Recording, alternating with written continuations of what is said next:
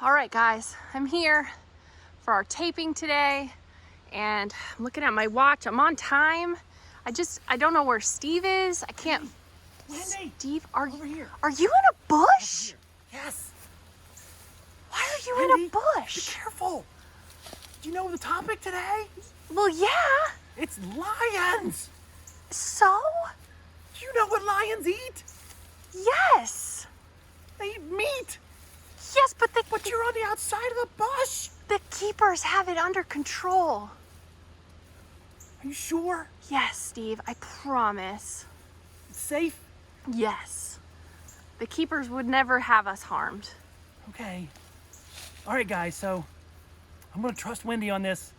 So this episode was taped. The signal's not real good at lions, so we wanted to make sure we gave you some really good footage. But don't fret. Wendy and I and some of our friends are answering questions live, so we're on there right now with you. You know you don't Thought I have to heard something. whisper. Oh. The Really? keepers are coming. I can hear them. Come All on. right, well, let me get out of the bush. You're gonna have to get out of You're the okay. bush. You think it's safe? We Oh have my to. gosh, gotta We get out have of to the be bush. professional, Steve. What? I'm sorry? We have to be professional. Professional? How's my The hair? keepers are coming. My hair okay? You need a I haircut. do. Okay, meet the keepers. Let's go. Come on. Hey, here they come. It's our rock stars. How's everybody doing? Good deal. Is that a pickle? That is a... Oh, I hear a lion roaring in the back. Who's who out there? We can't tell who's who. I'm Sarah. That's Sarah in the middle. I'm Tori. Hi, Tori. Hi. And Christy. Now, you guys got to figure out who's who later on. The masks are a challenge. So the keepers are here to throw out some... I don't get so loud now because I'm right here close to you. So the keepers are putting out some really cool enrichment. And notice it's not all food. We've been talking about that. Oh, Christy almost lost the pickle there. So they're putting out different types of enrichment, which is awesome. You see a pickle over there. They love to romp around on it. There might be, oh, here looks like some scents. Let's see what she's doing. We found out from Sarah, Keeper Sarah told us that they love certain smells, certain extracts. They'll roll around and get these scents that their favorites are. Get this. They like mint. Who doesn't like mint?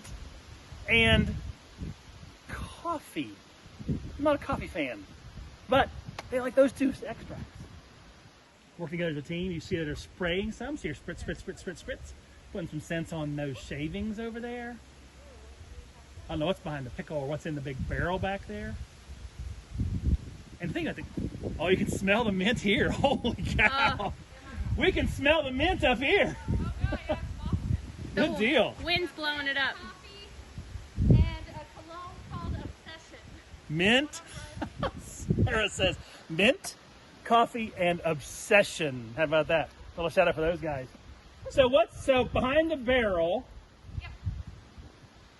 is scents? Yeah. She put Obsession behind the barrel. That's obsession. I put coffee extract on both of the shaving piles. Okay. And then Christy had mint, which she put over there on the pickle. Awesome. And then we added more Obsession. Riley really likes that scent. Very good. So we put Obsession, extra Obsession. So Riley's all about the obsession.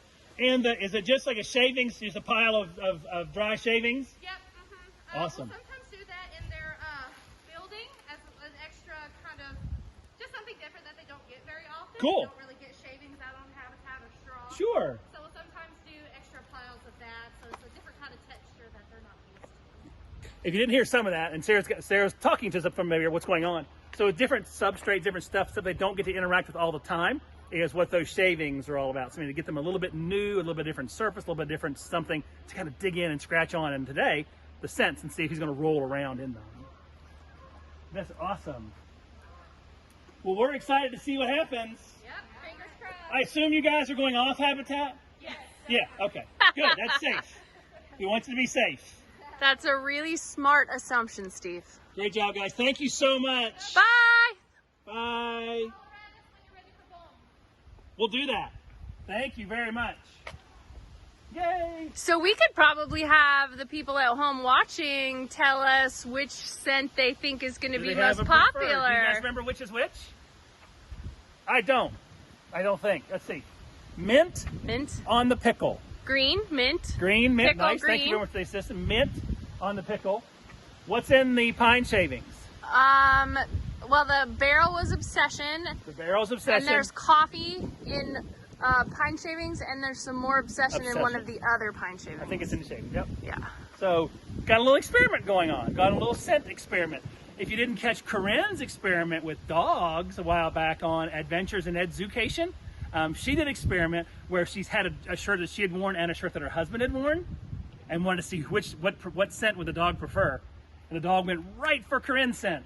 Of course, it's Corinne's dog. Corinne's had her longer, so now the keepers obviously have gone off habitat. That was kind of being silly there.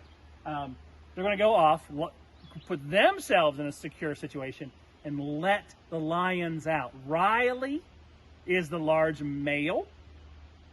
Makita is the female. So we're looking to see Riley interacting with the Obsession. That'll be awesome to see. He might roll in it and try to get that scent on him and check things out.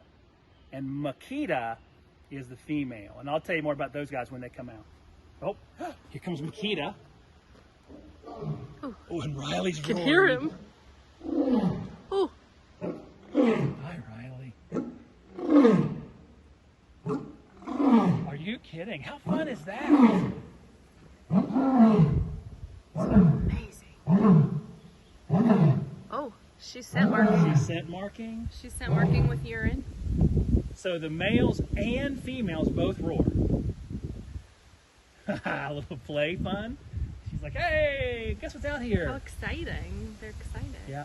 So that roar is used for a lot of things. Oh, he went right to the Obsession pile.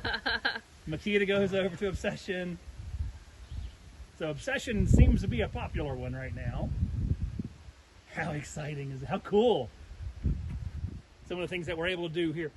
Oh, I just smelled coffee. I just got a whiff of coffee. It is so awesome. The keepers are able to set these up for the animals. And although it seems like it's happening for us, only for us, the keepers do this daily. Where's Makita going now? What's over in the pickle? What's in the pickle? What's in the pickle? Hi, Makita. I just waved at her. I don't think she noticed. Makita is a 10-year-old female. Now I'm getting a whiff of the cologne big time. Now You that smell the he's Obsession? rolled in Yeah. it, I can smell it. Want to get a little bit more Obsession on himself. Of course, he's got to smell good for Makita. Oh, look at her on that pickle. I feel the same way about pickles. It's a mint pickle, though. It's a minty pickle. I like mint too. That pickle is very thick. The plastic, obviously. So Makita can bite onto it and check things out, see what's going on. Looks like Riley's licking his lips back there.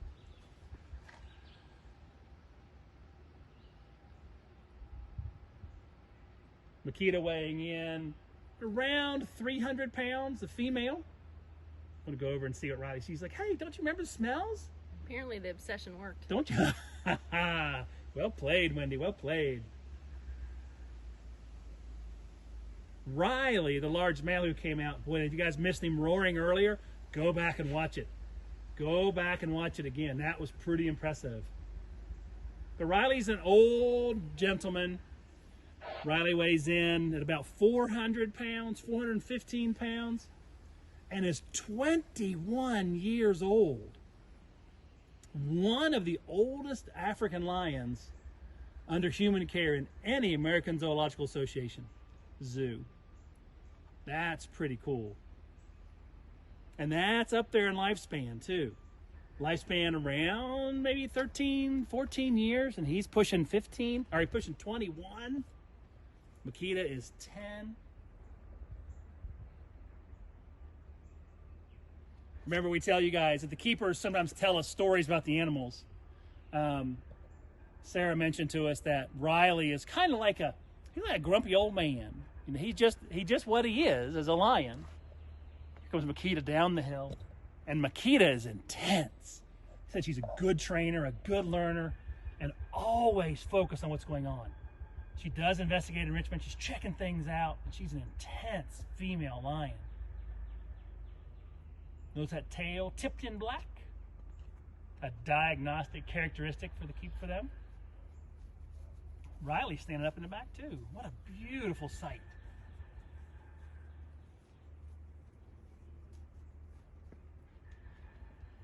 They're not a breeding pair now. They have bred in the past, but they're not a breeding pair now. Riley's just older. He's too old. He's, again, 21. They don't want to put them through that. And believe it or not, in the zoo world, remember, we don't get to just make those decisions on who breeds. Remember that program called the SSP, or the Species Survival Plan, or Species Survival Program? It's kind of like that computerized dating service for animals. Somebody's aware of all the animals, their genetic line, and putting animals that are genetically, that's that obsession again. I think that was the obsession. Yeah. So SSP puts animals together that are genetically compatible.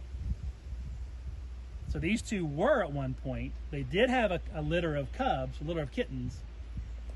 But now the decision has been made to not have these guys as breeders. And they just use birth control on the females.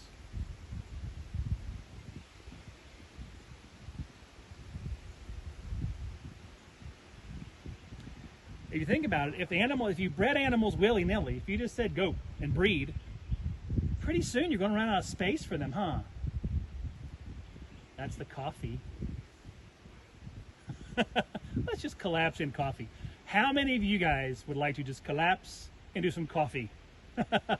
One of our coworkers, Nikki is a huge Nikki loves coffee her coffee fan. in the morning. She sure does. I never got into coffee. Me neither. Let me get RC Cola. A pop, by the way. Oh, I know I'm going down a path there, aren't I? I'm a pop girl too, but I just sang pop. I like unsweet tea. Oh, you do like unsweet tea. Yeah, you're one of them. I'm from out west. So you see Riley has some of the shavings on himself now from the coffee extract. Those scents, those enrichments. So even think about your own pets at home. The enrichment doesn't always have to be food.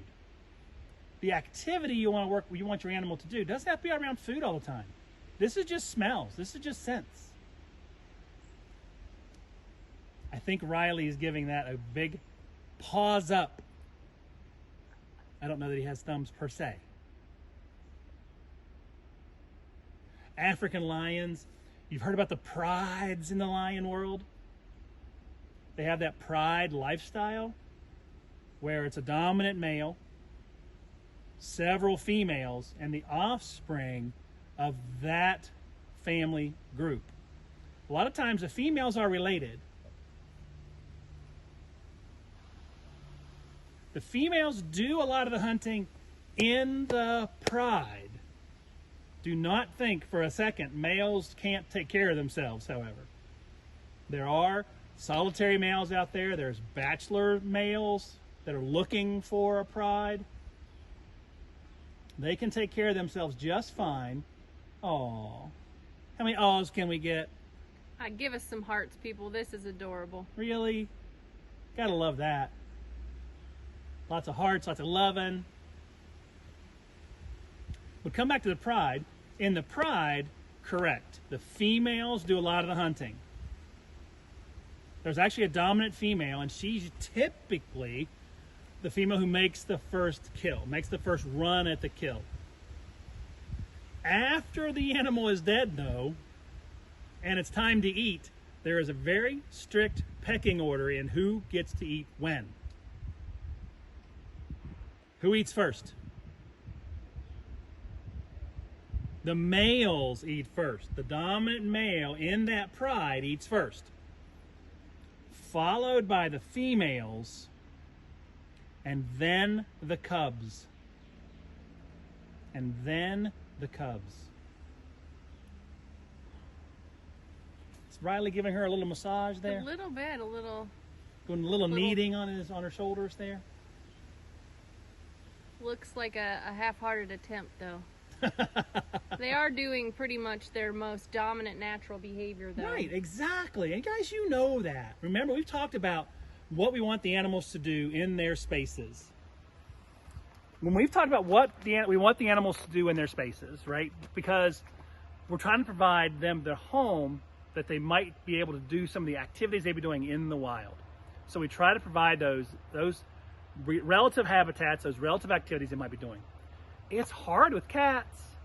What do cats do? What does your cat do? What does your neighbor's cat do? Your friend's cat? Your mom's cat? What do they do? That. Right? They're really good at it. They're really good at sleeping 20 hours a day, resting 20 hours a day. So for us, I know it sounds silly, but for us at the North Carolina Zoo, when they're doing what they're supposed to be doing, thumbs up. I know it's not the most exciting moment, but guys, you're still seeing an African lion.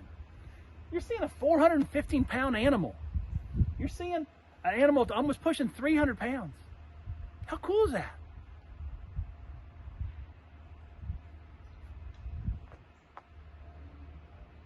Riley's like, hey, wait, what's going on?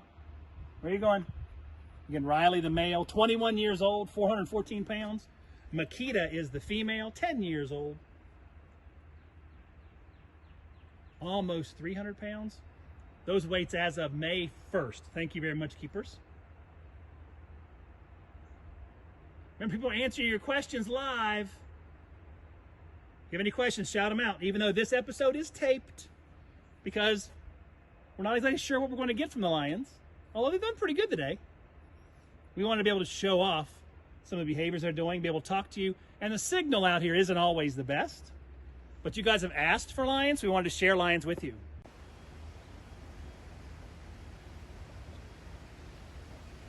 Education Durkin, a cat chimp keeper. Hey, we're ready for you all whenever you're ready.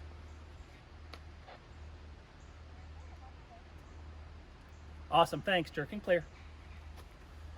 So what that's all about is the keepers are going to come up and share bones with the lions. One of the lions' favorite things to do is to stalk these zebras that aren't really zebras. Our volunteers, shout out to the volunteers, woot woot, love you guys, create these zebras out of cardboard and paper mache. They might put shavings inside, they may put newspaper, they might put meat and pieces of food inside, and the lions have to stalk it and open it and tear it open with these teeth. Check this out. This is a replica. If it was real, it'd be really heavy. This is a replica skull and probably a female, but check this out. Are you kidding? Really?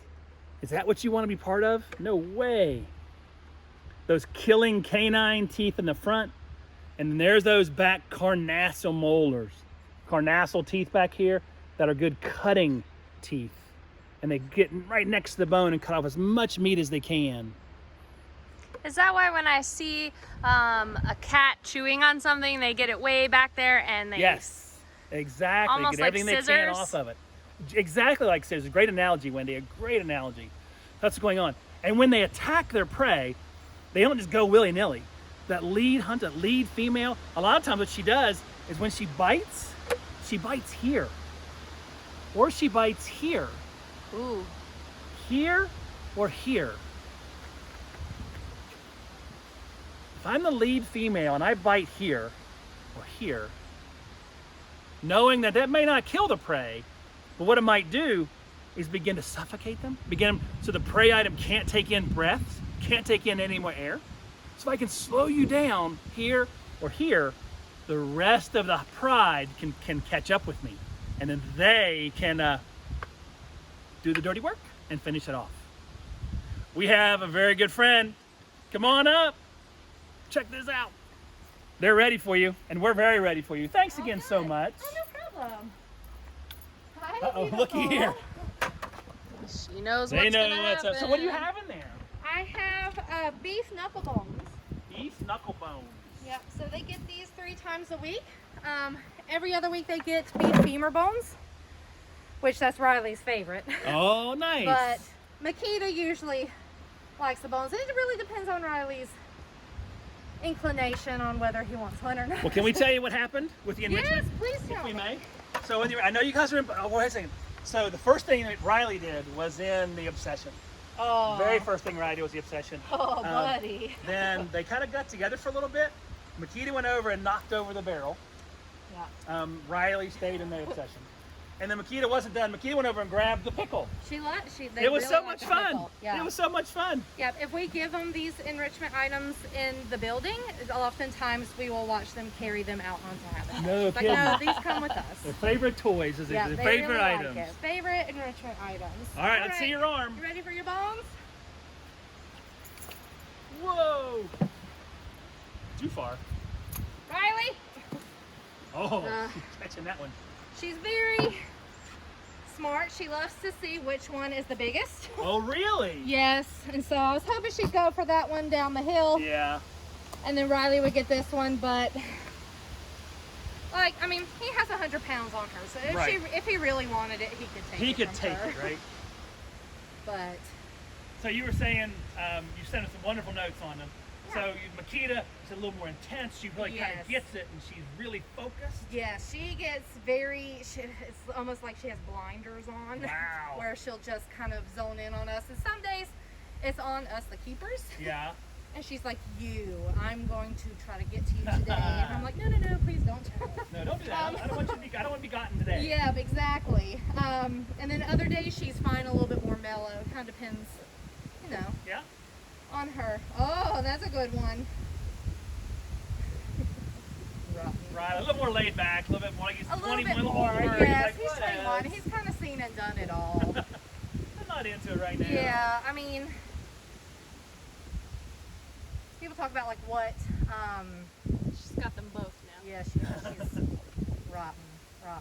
She's lucky he's a good boyfriend. He's a very good boyfriend. People talk about like or ask what motivates him, and honestly, really, she's one it. of the biggest ones. Nice. Well, that's good. Yeah. So they do get along. Yeah, for the most part, they were a little testy today, but I think that's because we call them in and they're not Sure, the yeah. time. So Yeah. they're like, what's going on? That's fair. But no, they get along very well. They've been together for a while now. Yeah. They're a good couple, power couple. Power couple. Awesome. Good You don't need deal. anything else from me? No, this Thank was you. fantastic. All right. Well, I'm glad they actually interacted. I even called Jen and double checked. I'm like, are you sure we can't get any elephant or zebra food still? And she said no, because they love that. Yeah. It's so funny, especially to see the whole man roll around. Well, it was fun to watch this because he got into it. You could see the shavings on his mane there. Oh yeah. He was into it. Loves to have And they sessions. got together and they were together and being all cuddly a little bit, for lack of a better way of saying it. I mean, that's what it looked like to us. Yeah. Because he was laying down, she came over and snuggled right next to him. Oh, good. So yeah, it's been fun. How about that, Makita chewing on that knuckle bone, beef bone.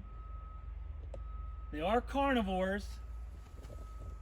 We've learned these science terms already. Carnivore, meat eater, exclusively a meat eater. So in their native lands of Africa, what are they eating?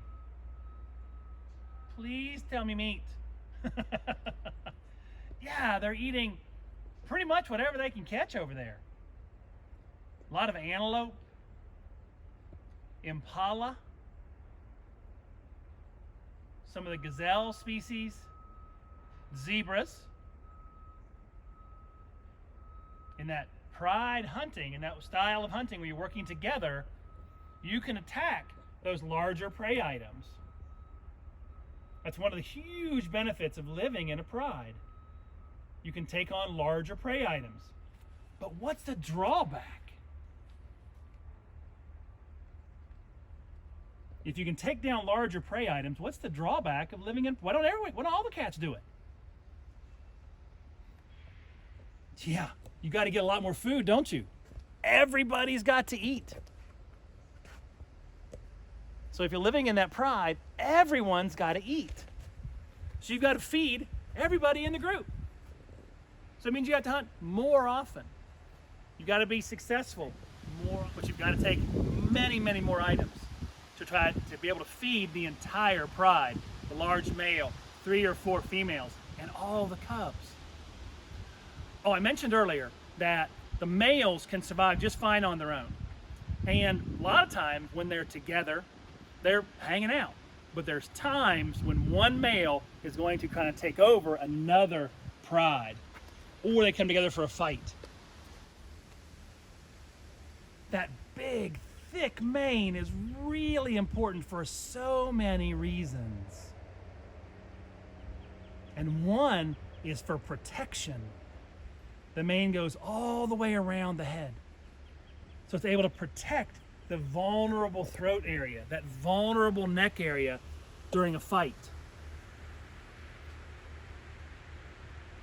It's also for display and dominance. You know, hey, look at my mane. It's big, it's large.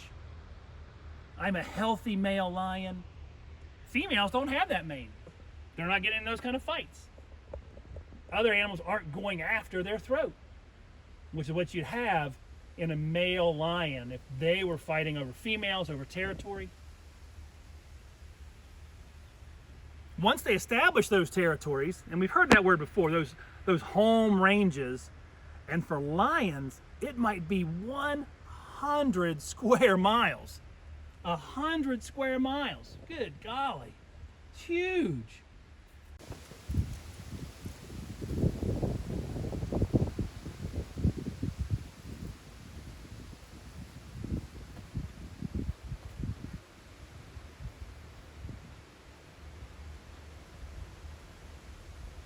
One of the neat things that happens in a pride is that the females, the lionesses, come into heat, come into estrus, come into breeding time, all used about the same time.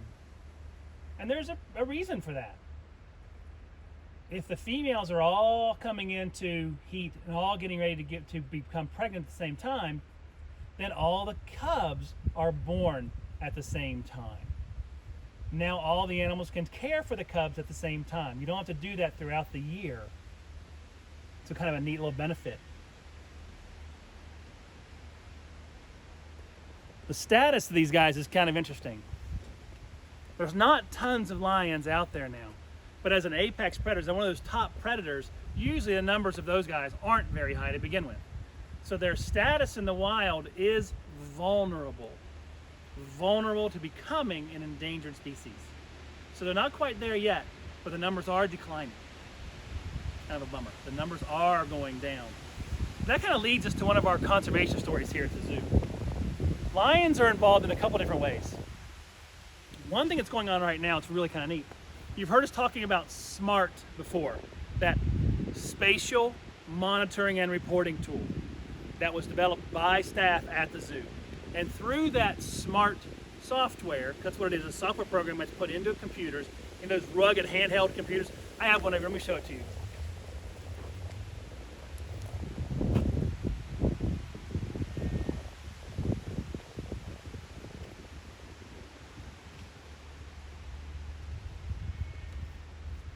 So we're protecting lions and a lot of the cats, a lot of the big cats in Africa, lions, cheetahs, leopards, through these programs. And you've seen these before, I believe. Some of you have probably seen them. If you've watched enough of these Zoo EDventures, you've seen us talk about SMART. So the software is in here. The rangers then take these devices out in the field. Rangers go out, plug in data, it populates a map, and I go back to the center, and a map is created. And now I can direct where to send my anti-poaching teams. I can direct where to send the rangers to be more effective in taking care of our conservation programs. Well, another thing that the zoo is involved with, it kind of centers around lions in a different sort of way, is work on vultures. And this is another one of those programs that's really kind of cool and centered on folks here. Dr. Corinne Kendall in this great picture, working with vultures. Unfortunately, and the extension, hang with me for a second, because the extension is interesting. This shows you a backpack on a vulture. How big is it? I'll show you.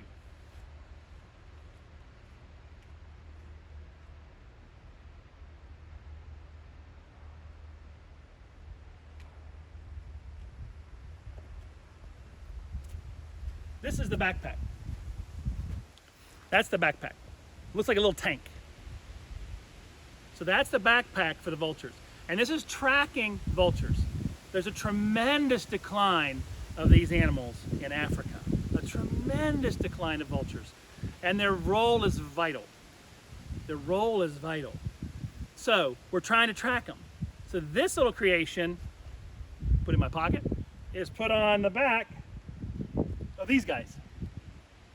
Now obviously, this is not a rear vulture. And it's really small. It's not even nearly the same size. But you get the idea. The backpack is put on the back of the vulture. Now we can track them. Wherever they go, we can track where these guys go, where the vultures are flying to.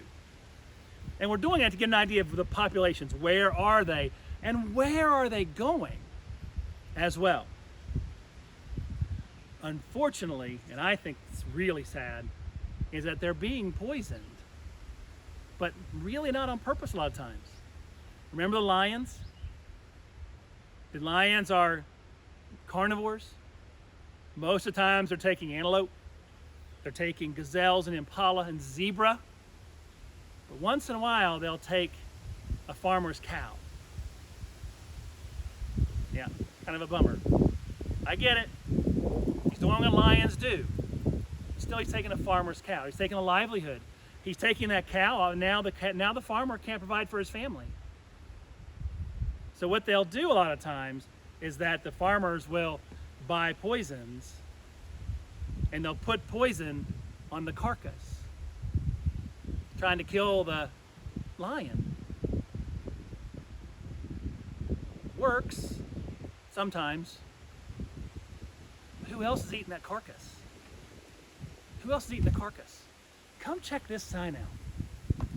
Hyenas are eating on the carcass. And vultures are eating on the carcass. So check this out. So sadly, the farmer poisons the cattle in order to kill the lion. But all these secondary poisons, and maybe even tertiary poisons, maybe even third level poisons, are taking so many more animals. So I poison one carcass, I might kill the lion, maybe a hyena or two, maybe a jackal, but all those vultures too. Why does it matter? These guys are so important in the ecosystems of Africa. Shoot, they're so important in the ecosystem anywhere they're found. They're amazing cleaners. They're cleaning up the environment, cleaning up those dead and decaying animals, those rotting animals that can fester diseases. They can also actually digest, they can get rid of diseases like anthrax, Ebola. They can get rid of those things because their digestive juices are so strong. Wait a minute. They can eat anthrax and they can eat Ebola? And not get sick. Holy They can moly. digest that, so they can get rid of that. So they can stop that chain of transmitting those diseases because they're able to eat it and not get sick. But if we're unfortunately poisoning, then these guys are really being impacted. But the work that Dr. Kendall and some of her partners are doing to track these vultures, see where they're going, is helping them identify maybe a poisoning that's happened. And then go and try to work with the villagers, work with the people of the area of alternative ways to deal with lions, of alternative ways that you can deal with these harsh things. Because really, the farmer, he's just trying to take care of his family.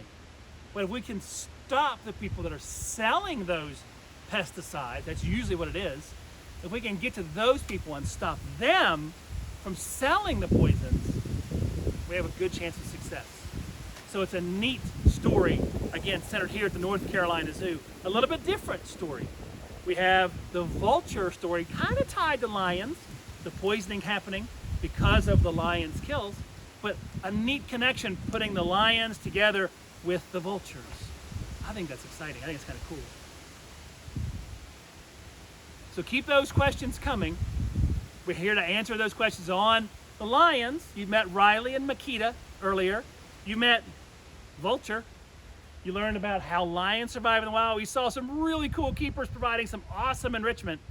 And then we dove into another side of that lions in the ecosystem and how vultures and lions are kind of tied together. I hope you enjoyed this Zoo EDventure. We'll continue to answer your questions. Thank you so very much. Oh, let's do a shout out. Oh yeah. Shout out today. I think we have some people that we should thank every day, Oh yeah? but we don't do it enough. Oh, I know what you're thinking. Are you thinking kind of those service folks out there that are helping us? Essential staff Those right essential people now. Yeah. in any situation, right? From the nurses and doctors, thank you so much for being there, all the way to the folks that are working in the grocery store to make sure that we can put food on our tables, to all the essential staff that are out there making our lives that much better and have now for months. We truly appreciate all you've done for us in this really unique and remarkable times. So thank you, essential workers, all those service folks out there. We truly couldn't be doing this without your help. Tune in again Monday, Wednesdays, and Fridays, 10 o'clock. Zoo EDventures, Steve and Wendy, be back with you then. Enjoy your days, stay safe, and we'll see you at the zoo soon. Bye now.